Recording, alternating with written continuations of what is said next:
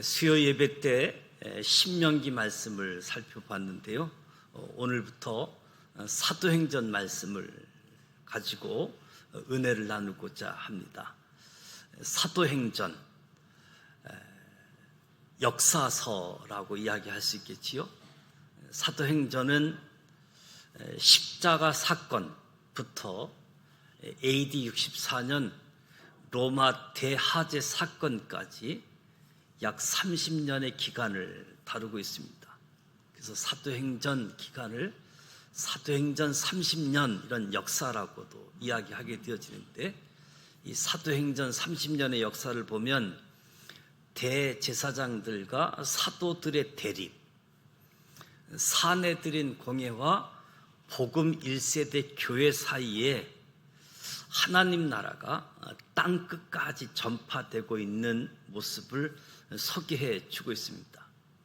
사도행전은 기독교 변천에 있어서 아주 중추적인 책입니다. 그래서 신약 27권 사이에 있어서 사도행전은 징검다리 역할을 한다. 역사적인 측면에서 보게 되어지면 사복음서와 서신서 사이의 징검다리 역할, 종교적인 측면에서 보면 유대교와 기독교 사이에서의 징검다리 역할, 하나님 역사하심의 측면에서 보면 율법과 은혜 사이의 징검다리 역할, 하나님 백성의 측면에서 보면 유대인과 이방인 사이의 징검다리 역할을 합니다. 그리고 하나님의 계획적인 측면에서 보면 제사장 나라와 하나님 나라, 이 제사장 나라와 교회 사이에 징검다리 역할을 하고 있어서 신약 성경 27권 중에 아주 중추적인 책이다라고 이야기할 수 있겠지요. 오늘 1절로 11절 말씀을 살펴보려고 하는데요. 새로운 시대가 시작되다. 새로운 시대.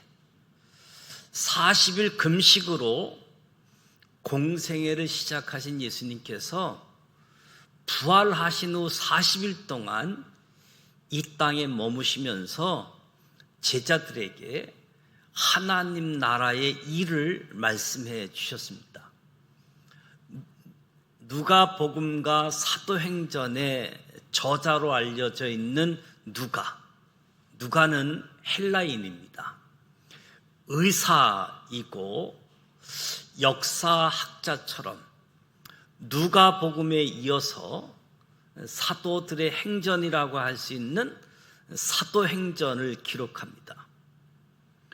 누가는 로마 제국의 고위 공직자였던 데오빌로를 위해서 누가복음을 기록했고, 이어서 사도행전을 기록해서 편지로 전달하게 되어지는 거지요. 그래서 누가는 사도행전을 시작하면서 누가복음의 마지막 메시지와 연결시키고 있음을 보게 되어지는데, 부활하신 예수님의 말씀대로 제자들은 예루살렘에 머물며 약속하신 보혜사 성령을 기다리게 되어집니다. 사도행전은 모두 28장으로 구성되어져 있는데, 크게 세 부분으로 나누기도 하고 두 부분으로 나누기도 하지요. 세 부분으로 나누게 되어지면 1장부터 7장까지, 그리고 8장부터 12장까지, 13장부터 28장까지 세 부분으로도 나눌 수 있게 되어지는데, 1장에서 7장은 성령의 임하심, 그리고 예루살렘을 중심으로 한 사역에 대해서 증거하고 있고, 8장과 12장은 유대와 사마리아를 중심으로 하나님의 말씀이 전파된 사실을 증거하고 있고, 13장부터 28장까지는 땅끝과 같은 곳, 땅 끝과 같은 곳이었던 로마까지 복음이 증거된 사실을 전해주고 있습니다. 세 부분으로 이야기하면 교회가 확립이 되어지고, 교회가 확산이 되어지고, 교회가 확장되어지는 모습을 보게 되어지는 거지요. 여기서 1장과 7장 그리고 8장에서 12장을 하나로 묶는다라고 한다면 사도행전을 두 부분으로 이야기할 수 있는데 12장까지 그리고 13장부터 28장으로 나눌 수 있는데 1장에서 12장은 베드로 중심이지요. 여기 한 사람을 더한다라고 한다면 빌립 집사를 이야기할 수 있겠고 13장부터는 주된 인물이 사도 바울이 등장하는 모습을 보게 되어집니다. 오늘 1절부터 11절 말씀에 1절에서 5절 말씀을 보면 첫 번째 책과 두 번째 책을 연결하는 겁니다. 누가복음과 사도행전이 연결되어지는 2부 연작의 모습을 보게 되어지죠. 첫 단어 데오빌로요. 이름만으로 누가복음 1장 1절에서 4절 말씀 상기시키는 거지요. 먼저 쓴 글에는 누가복음을 기록할 때 이루어진 사실, 목격자, 말씀의 일꾼들이 전해준 그대로, 그리고 모든 일을 근원부터 자세히 미루어 살핀 글을, 그래서 편지를 통해서 알고 있는 바를 더 확실하게 하고자 누가복음을 기록했다. 그리고 이어서 고난받으신 후, 그러니까 예수님이 이 땅에 오셔서 행하시고 가르치시고 승천하기까지를 누가복음이라고 한다면 고난받으신 후 부활하시고 40일 동안 하나님 나라의 일을 전하셨다. 예루살렘을 떠나지 말고 기다리라. 성령의 세례를 받으라. 그래서 이 1절 5절 말씀을 보게 되어지면 역사책의 서문을 연상시키는 도입 부분이기도 하지요.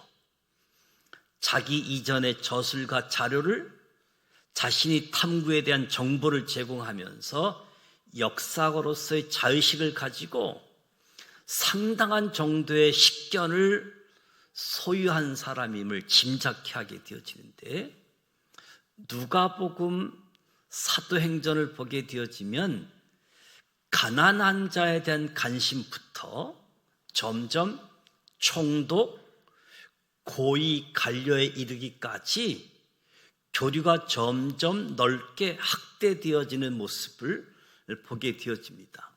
그래서 사도행전 1절에서 5절은 2부작의 첫 권을 요약하면서 둘째 책 사도행전을 도입한다라고 할 수 있는데요. 데오빌로요, 하나님을 사랑하는 자, 하나님의 친구, 이런 의미가 있는데 이방인이었다가 그리스도인이 된 사람이지요. 그가 성장기에는 자기 이름도 이방신과 연관해서 생각했다가 이제 그리스도를 통해서 하나님을 만나게 되어졌고 생각이 바뀌게 되어지는 거지요. 한 사람이 자기 이름을 이해하는 방식은 자기 정체성의 중요한 요소라고 할 수 있습니다. 누가복음에서는 데오빌로 각하여, 각하라는 말을 사용하는데 사도행전에서는 이 각하라는 단어가 나오지 않는 것이 흥미롭기도 하지요. 그만큼 친밀해졌는지, 이제 예수 믿고 한 형제 한 가족이었기 때문에 부천시 시장님이든 학교 총장님이 우리가 만나게 되어지면 시장님 또는 총장님 이렇게 호칭하다가 교회에 나오게 되어지고 교회에서 만나게 되어지면 굳이 시장님, 총장님 호칭 안 하고 형제님 이렇게 바뀔 수 있는 부분이겠지요. 그리스도 안에서 하나님의 가족이 되어졌다라고 이야기할 수 있겠지요. 그가 고난받으신 후 확실한 많은 증거로 친히 살아 계심을 나타내셨다. 40일 동안 살아 계심을 보이시고 하나님 나라 일을 말씀하셨다. 그러니까 사도행전의 처음과 끝이 같은 주제입니다. 하나님의 나라. 예수님은 선포의 주체이고 바울의 입장에 있어서 예수는 선포의 대상이기도 한데, 예수님은 하나님의 나라를 선포하고 사도 바울은 하나님 나라와 주 예수 그리스도에 관한 모든 것을 가르치게 되어집니다. 그래서 예수님과 바울이 같은 내용을 선포했다라고 하는 것은 신약 성경을 이해하는 데 있어서 아주 중요한 기초가 되어지는 거지요. 예수님이 선포한 내용, 바울이 전한 내용들이 같았었다. 4절에 사도와 함께 모이사 그들에게 분부하여 이르시되 예루살렘을 떠나지 말고 내게서 들은 바 아버지께서 약속하신 것을 기다리라. 함께 모이사, 함께 모여서 먹는다. 함께 모이사, 몸의 부활을 확증해 주는 단어이지요. 함께 모였고 함께 식사도 하는 모임. 십자가에서 죽으셨다가 다시 살아나신 분이 몸으로 부활하셨다라고 하는 것을 이야기하는 거지요. 초대교회 모임, 단순히 모임이 아니라 음식을 나누고 함께 했던 모습들. 부활하신 예수님이 고난당하신 후 잡수시는 정겨운 장면을 볼 수 있는 거지요. 그리고 이 함께 모이사, 이 함께 모이는 시간은 눈이 밝아지는 계시의 장소이기도 하지요. 저들이 함께 모이고 떡을 뗄 때 눈이 밝아져서 예수인지를 알아보게 되어지는, 눈이 밝아지게 되어지는 현장, 함께 모이사. 예수님은 제자들에게 예루살렘을 떠나지 말고 성령의 강림을 기다리라 라고 이야기합니다. 예루살렘을 떠나지 말라. 대부분 예루살렘을 떠나는 것이 당연한 것처럼 여기는 그런 때인 거지요. 사실 예루살렘은 애증이 교차하는 도시입니다. 아기 예수 탄생 후에 예루살렘 성전을 방문하는 기록을 보면 이스라엘 백성들에게 성전은 특별한 관심, 애증이 있는 거지요. 그럼에도 불구하고 아픔을 가져다 주는 곳. 예루살렘아, 선지자들을 죽이고 파송된 자들을 돌로 치는 자여. 예루살렘이 악행의 주체와 심판받을 대상이 되고 있음을 이야기합니다. 예루살렘은 성령의 강림, 초대교회의 활발한 전도, 이상적인 신앙 공동체를 탄생시킨 도시이지요. 여호와 하나님께서 시온으로 돌아오셔서 온 세상을 향한 구원을 베풀 것이다. 구약의 약속이 신약에 와서 성취되어지고 예루살렘은 만민을 위한 구원의 출발점이어야 했습니다. 이 애증이 있는 도시, 아픔이 있는 도시, 이제 예수님이 고난이 끝나고 죽으셨을 때 장사 지내고 또 예수님이 승천하시니까 이제 예루살렘을 떠나야지 되고, 그리고 자기들 고향이 예루살렘이 아니니까 떠나고자 하는 때에 떠나지 말라. 성령의 강림을 기다리라.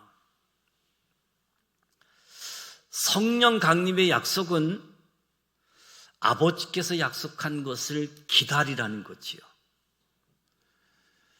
아버지께서 약속하신 것을 기다리라.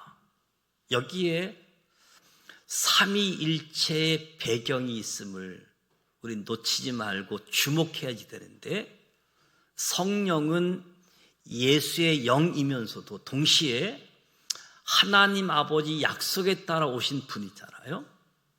그래서 우리가 사도행전을 성령행전이라고 많이 부르는데, 성령을 강조하는 좋은 부분이기도 하지만 성령을 강조하다 보면 또 삼위일체의 포괄성을 놓칠 수 있는 부분도 있다.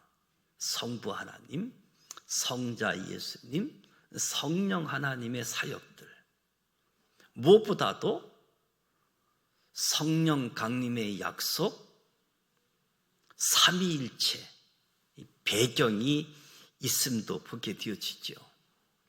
예수님은 요한의 세례와 성령 세례를 비교합니다. 요한의 세례는 복음 이야기의 중요한 출발점이고 예수님 사역에 대한 준비이기도 하지요. 세례 요한. 세례 요한이 예수의 길을 예비했다, 예수의 길을 준비했다는 말에 저와 여러분이 익숙하지요. 세례 요한은 예수님과의 만남을 준비하는 역할을 했다. 예수님과의 만남을 준비해 주는 역할.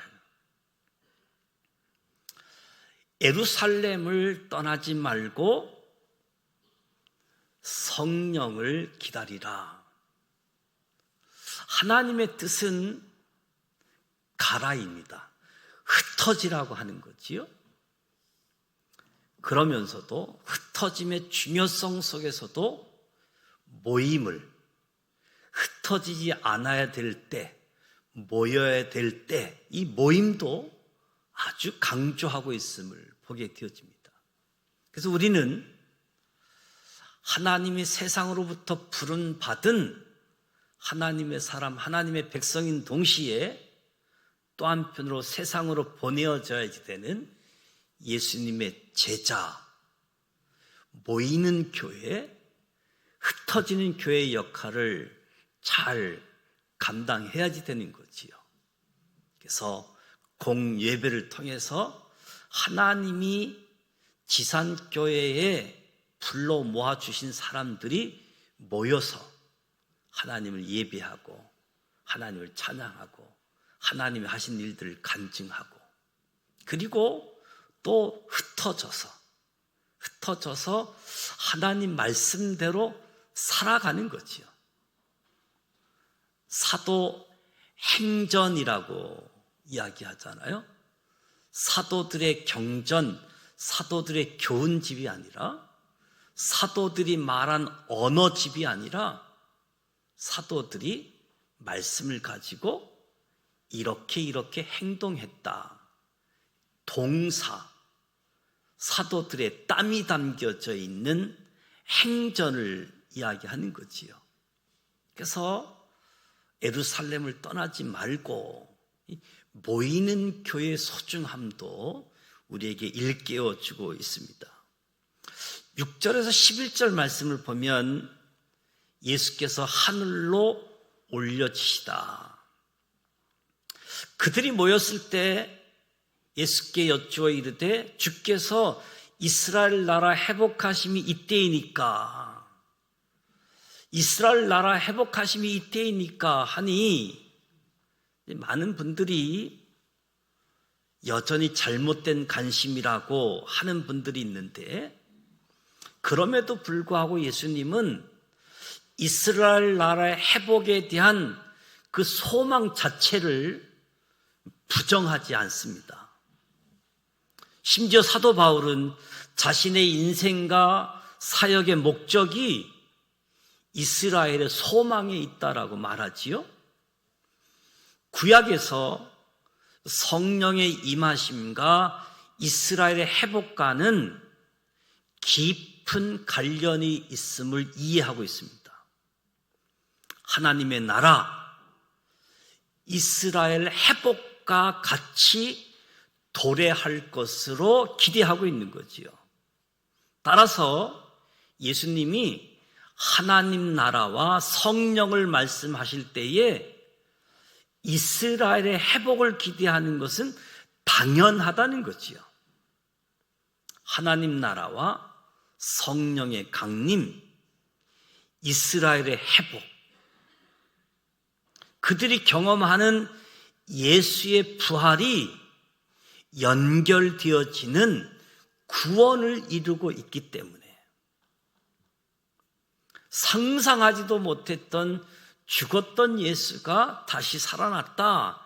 이 부활은 하나님의 나라, 성령의 강림, 이스라엘 회복과 밀접한 관련이 있고 소망이 주어지는 거지요.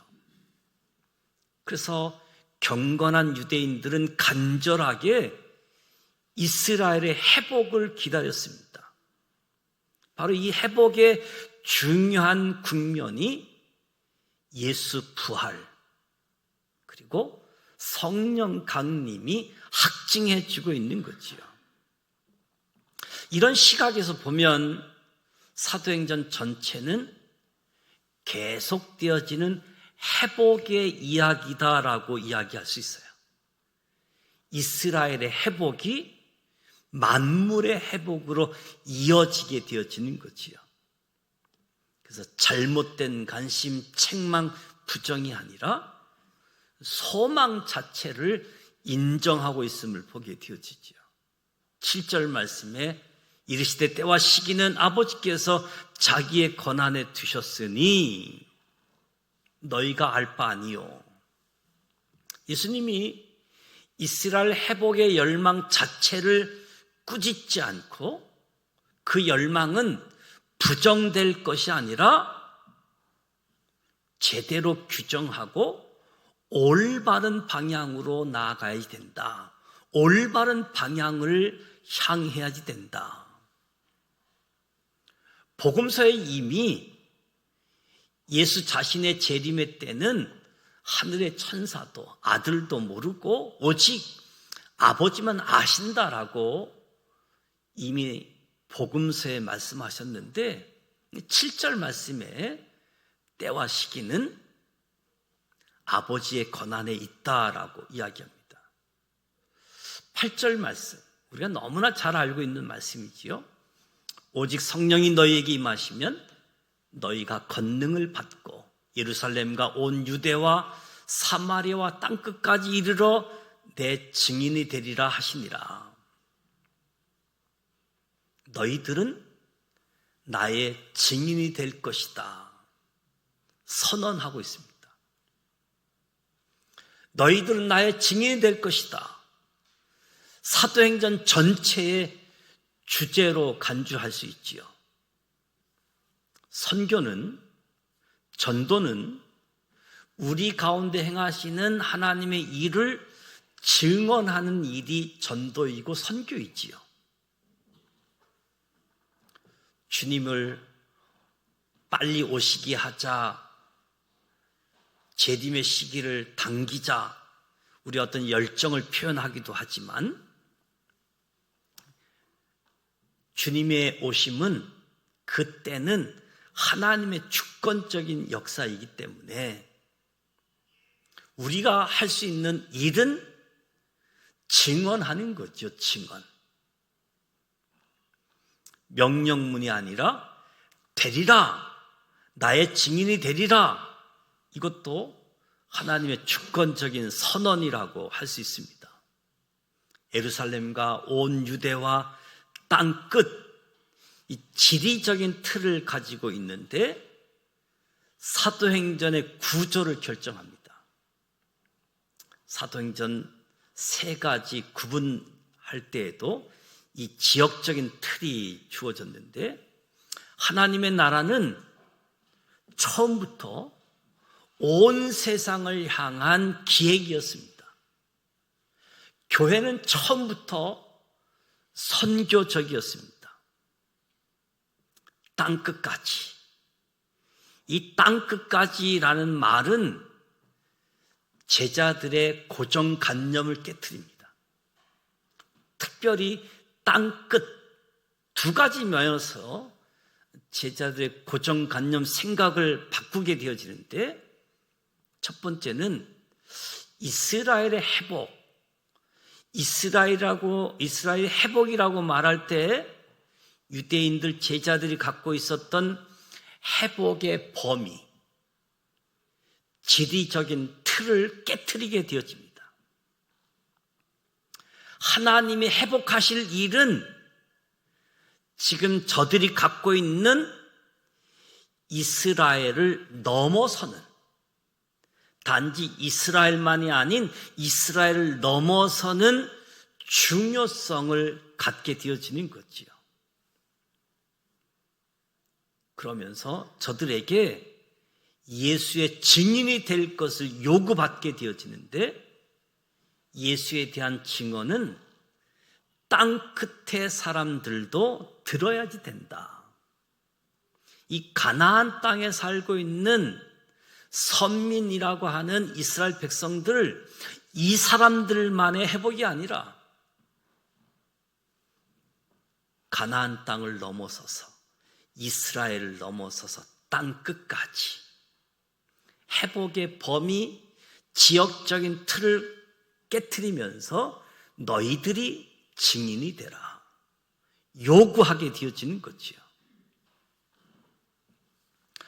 2번째 고정관념을 깨트리는 것은 예수님의 승천 후 하늘을 쳐다보고 있는 이들에게 너희들이 할 일은 땅에 있다, 너희들이 할 일은 땅에 있다고 주의를 환기시켜 줍니다. 복음은 처음부터 자신에게 익숙한 환경, 지리적, 문화적, 인종적 경계를 넘어서서 낯선 땅으로 갈 것을 요구하게 되어집니다. 증인은 순교자라는 말이기도 하지요. 낯선 땅으로 예수의 증인이 되는 삶, 증인, 순교자. 증인이 되리라 선언하시면서 그들은 권능을 받을 것이다. 권능을 받을 것이다. 증인이 됨에 있어서 권능을 받는다. 그렇다고 한다면 증인된 사람들이 감당해야 할 고난이 클 것인가? 아니면 증인을 감당해야 될 사람들이 받을 권능이 클 것인가? 저와 여러분에게 감당해야 될 고난이 큽니까? 저와 여러분이 감당해야 할 권능이 클 것인가? 오늘 말씀을 통해서 저와 여러분에게 질문해야 될 중요한 질문이지요. 내 증인이 되리라. 주권자 하나님이 선언하십니다. 그리고 권능이 주어진다. 9절에 이 말씀을 마치고 그들이 보는데 올려져 가시니 구름이 그를 가리어 보이지 않게 하더라. 올라가실 때에 제자들이 자세히 하늘을 쳐다보고 있는데 흰옷 입은 두 사람이 그들 곁에 서서 갈릴리 사람들아 어찌하여 서서 하늘을 쳐다보느냐 너희 가운데서 하늘로 올리신 이 예수는 하늘로 가심을 본 그대로 오시리라 하였느니라. 예수님이 승천하는 기사이지요. 예수님이 승천하는 기사가 누가복음 마지막 부분과 이 사도행전 이 부분에 언급되어져 있습니다. 이 두 부분에 언급되어져 있는데 누가복음과 사도행전이 승천하는 내용들이 겹치고 있는데 내용의 차이가 있잖아요. 겹치고 있는데 같은 것을 이야기하는데 차이가 있으니까 주의 깊게 살펴볼 필요가 있습니다. 왜 차이가 있느냐? 누가복음은 이 승천하신 내용을 압축해서 보도하고 있다라고 한다면 사도행전은 좀 더 상세하게 보도하고 있다. 이렇게 생각하면 왜 이런 차이점이 있는가 하는 것을 이해하게 되어지는 거지요. 누가복음은 승천에 대한 사도들의 반응을 기쁨 가운데 성령을 기다리는 분위기로 누가복음을 마무리하고 있습니다. 그런데 사도행전은 예수님이 승천하시니까 사도들이 당황하고 있습니다. 예수님이 떠나시고 텅 빈 하늘을 주목하고 있고, 누가복음은 사도들이 기쁨으로 성령을 기다리는 분위기인데 사도행전은 몹시 당황해하는 사도들의 모습. 사도행전은 누가복음에 압축된 내용을 좀 풀어서 자세하게 설명하다 보니까 누가복음에 나오는 사도들이 기뻐하는 분위기 이전의 모습, 기쁨 이전의 반응, 승천하자마자 승천 직후의 반응, 사도들의 당황을 자세히 언급하고 그 당황해하던 사도들이 기쁨 가운데 성령을 기다리게 되어졌다. 사도행전에서 이 제자들의 당혹감은 예수님의 선교 명령에 아직 준비되어 있지 않는 상태를 이야기하는 거지요. 선교 명령에 준비되지 않는 상태에 예수님의 승천 기사는 선교의 중요한 동기를 제공해 주는. 그래서 우리가 성경을 읽을 때 사도들이 승천에 대해 기뻐하고 그리고 증인으로 달려가는, 여기로 빨리 넘어가는 분위기도 있지만 제자들이 당황스러워했던 모습, 저와 여러분이 여기에도 시선을 좀 머물면서 제자들이 당황스러워했던 그 분위기를 좀 더 묵상할 필요가 있다. 많은 분들이 성령 충만해서 담대하게 밖으로 나가는 장면을 좋아하지만 빨리빨리 밖으로. 근데 이 제자들의 당혹스러운 모습, 믿고 따라왔던 스승이 사라진 상황, 앞으로 어떻게 걸음을 옮겨야 할지 모르는 저들의 빈 공간, 예수님의 그 빈 자리, 그것을 공감한다라고 한다면 제자들의 당혹감에 대해서도 우리가 이해할 수 있게 되어지는 거지요. 현대인은 예수님이 구름을 타고 오신다.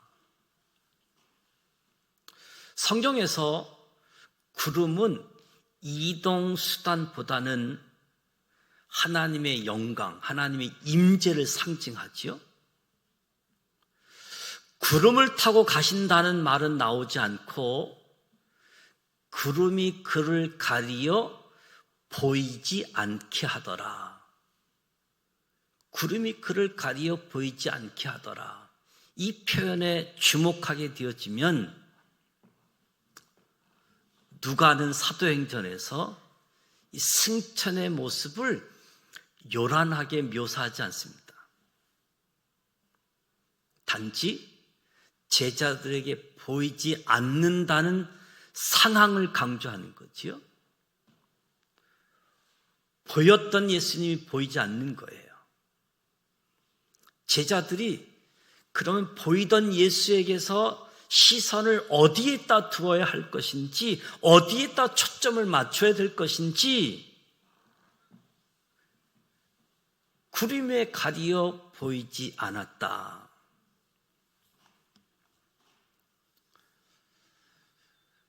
예수님이 승천이 전제되어 있고 혹은 예수님이 승천하셔서 하나님 우편에 계신 것을 묘사하고 있는 때에 승천 장면의 기사는 예수님이 더 이상 육체로 그들과 함께 계시지 않는 시대가 시작되어졌음을 알려주고 있는 거지요. 예수님이 더 이상 육체로 함께 하시 않는 시대. 제자들은 무엇을 바라보고 어떤 삶을 살아야 할 것인가? 어디로 걸음을 옮겨야 할 것인가? 이제부터 땅 위에서 일어날 일에 관심을 갖고 땅 위에서 일어날 일에 집중하라. 그래서 사도행전 1장 1절에서 11절 말씀은 새로운 시대가 시작되어졌다. 예수님이 이 땅에 오셨고 예수님의 행하심, 사역하심, 고난, 부활, 승천까지 이 누가복음의 사역에서 이제는 예수님이 보이지 않고 예수님의 육체가 우리와 함께하지 않는 그런 때에 우리의 시선이 어디로 향하고 있어야 되는가? 제자들은 하나님이 하실 일을 기다리면서 우리들이 해야 할 일들을 해야 한다는 거지요. 하나님이 하실 일을 하나님께 맡기고 우리는 우리가 해야 할 일들을 해야지 된다. 사도행전 1장 1절로 새로운 시대가 시작되었습니다. 2025년도 새로운 시대가 저와 여러분 앞에 펼쳐집니다. 어쩌면 2025년도 새해가 당혹스러울 수도 있을 수 있을 겁니다. 무엇보다도 주권자 되시는 하나님을 바라보시고 이 땅에서 하나님의 약속을 붙잡고 소망을 가지고 성령 따라 저와 여러분의 삶의 자리에 하나님 말씀이 나타나는 하나님의 말씀을 증거하는 이 일들이 우리가 해야 될 일이라는 거지요. 우리는 원인은 이야기하지 않고 결과만 생각하는 경우가 참 많은데 결과를 위해서는 원인에다가 말만이 아닌 행동이 먼저 앞서져야 되는 거지요.